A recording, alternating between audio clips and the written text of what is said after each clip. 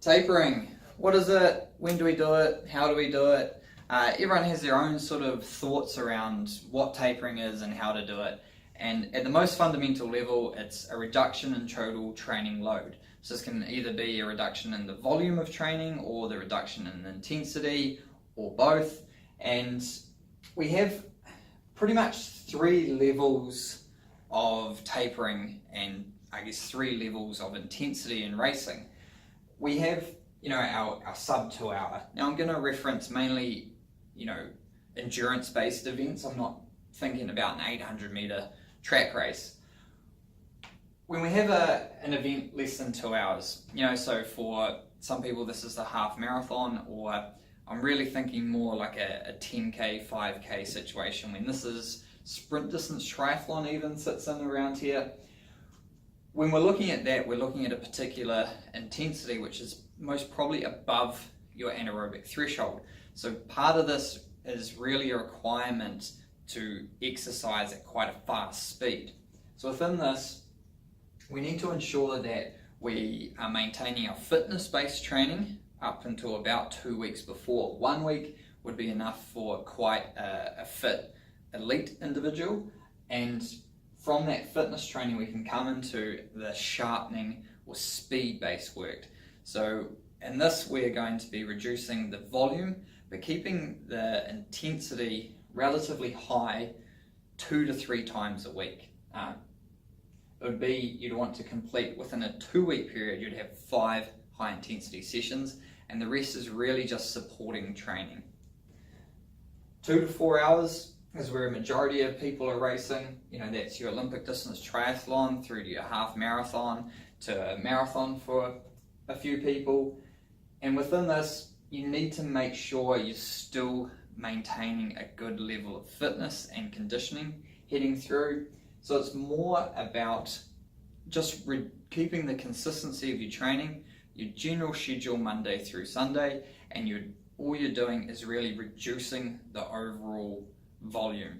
So if you normally did an interval session on a Wednesday and it was, let's just say 5 1Ks, now you'd be doing something more like 5 400s or 5 200s, a real reduction in the total volume of your training. Otherwise, it pretty much stays the same, and it can afford to, because you're not going to be suffering from the stiffness or tiredness that will reduce your speed. Overall here, you're mainly trying to exercise at a constant aerobic threshold. So it's really about just making sure that you're reducing your training load, minimizing those large sessions you would have been doing in the weekend to prepare for this, and generally freshening up. Now we get to a completely different beast of ultra endurance. We're looking at half Ironmans through to ultra marathons. 5 hours plus, we're going for 3 to 4 weeks. This is quite a large time, and I wouldn't consider this, your typical taper. This is more a slight reduction in the overall training volume. In order to get to a state where you can exercise for greater than 5 hours, you've had to do a very large chronic training load. So in the weeks prior, maybe it's 12, maybe it's 20 weeks, you've absorbed a huge training load. So now's the time to start to pull that back and start to gain a lot of those fitness benefits that have been elicited. So 3 to 4 weeks is when you do your last big session. This, for some people, this is going to be up to 7 hours of training, and you really don't want to be doing that within 3 weeks, because not only do you still have to recover from that, you also have to maintain some semblance of training and consistency so that you can get to the start line in the best possible condition. So for a lot of people, the fourth week would be the last weekend of that 4th week would be the time you do your biggest, hardest training session. Once we have our general formula for how we're going to go and when we're going to go into our taper, we need to understand the main fundamentals of what we're tapering for. So number 1 is to race fresh.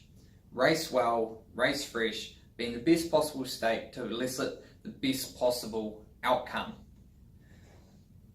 Number 2 is maintain fitness and conditioning. Now, maintaining fitness doesn't mean building fitness, and it also doesn't mean losing fitness. So this doesn't mean trying to get, just a little bit more, just a little bit fitter, and it also doesn't mean completely switching off and putting the feet up and going to an ultimate recovery state in which the race then becomes too much of a shock to the system and you're not fresh, you're actually a bit stale. The conditioning side of things is now you've got more training time due to the reduction of volume. You can start to focus on things like any injury prevention or rehabilitation. So you've got your massage, stretching, your roller work, all of that technique-based stuff, all of that can now be incorporated into your training within these final few weeks. It's also important to note that when you have come in from a huge training block, especially in the ultra marathon and ultra distance triathlon, you come in such a large energy expenditure, your diet is intaking a lot of calories. Now, over the course of 3 to 4 weeks, you're going to be reducing that to almost 50% of the total volume you did in your chronic training state, and you may still be taking on the same caloric intake, which will cause a slight weight gain. And the last thing we want is you to put all of this hard work and end up on the start line a couple kgs heavier. So it's important to maintain your conditioning and your fitness, to also look at your diet and ensure that you're not overeating compared to the total volume of training you're doing. And that's pretty much it. When you're needing to look at the ins and outs, the Monday through Sunday, that's going to be a bit more intricate, but for the most part, just have a look at what you already do and just take the volume out of it. If you have a high intensity session, you can keep it high intensity, just take it to 70% the first week and 50% of that total intensity. So if it was 1Ks and then you do say 800s and then you do 400s, something along those lines in your interval session. And same with if you were doing a 5-hour run, you're going to reduce that from 5 hours down to 3 hours, down to 2 hours. And for someone who's going to complete an ultra marathon that may take 10, 15, 20 hours, a 2-hour run 7 days before the race is not going to be that huge of a stimulus on the system due to the amount of training. So I wouldn't worry about it. If you start to only do 45 minutes, 30 minutes of training, that becomes too little of a stimulus, and once you get into the race after a few hours, you may be in slightly a state of shock. So that's pretty much tapering from my point of view, and I hope it helps.